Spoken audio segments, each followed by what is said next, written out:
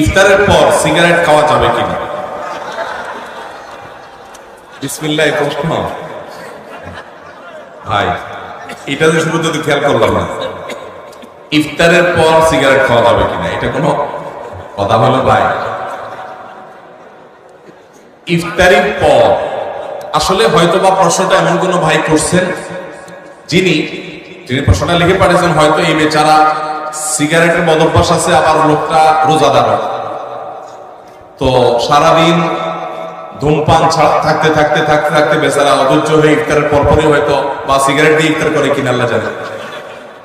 ইফতারের পর ধূমপান করা গুনাহ, কারণ যেটা মানুষের স্বাস্থ্যের জন্য ক্ষতিকর এবং নিশ্চিত ক্ষতিকর, যেটা মানুষের জন্য বিষের মতো ক্ষতিকর, ধ্বংসের দিকে মানুষকে নিয়ে যায়, এবং যেটার ক্ষতি ছাড়া কোনো উপকারিতা আপাত দৃষ্টিতে নাই, সেই জিনিসটা মানুষের জন্য হালাল হয় না, সেটা মানুষের জন্য খাওয়া জায়েজ হয় না।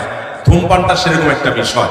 অতএব আপনি ইফতারের আগ পর্যন্ত তো করবেনই না, কারণ আপনি রোজাদার, সেই হিসাবে হালাল জিনিসও খেতে পারবেন না।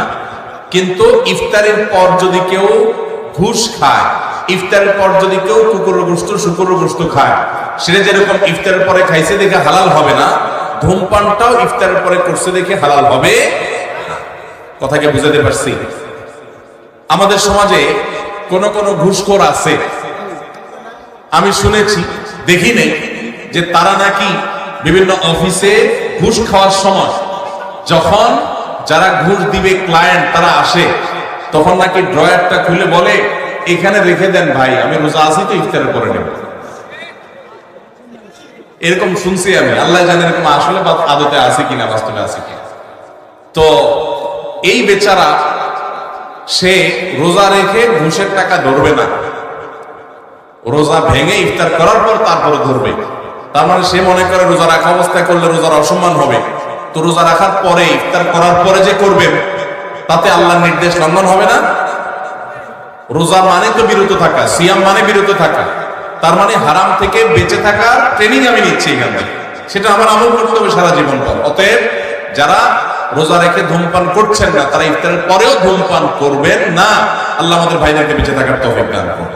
যদি কোনো কারণে শয়তানের প্ররোচনার পরিচিতি আপনি করেই ফেলেন, তো আপনি প্রতিজ্ঞা করবেন আস্তে আস্তে সেখান থেকে বের হয়ে আসা।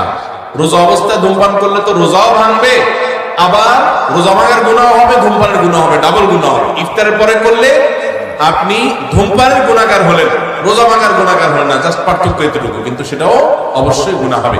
আমি প্রায় বলার চেষ্টা করি, যারা ধূমপানের বদভ্যাসে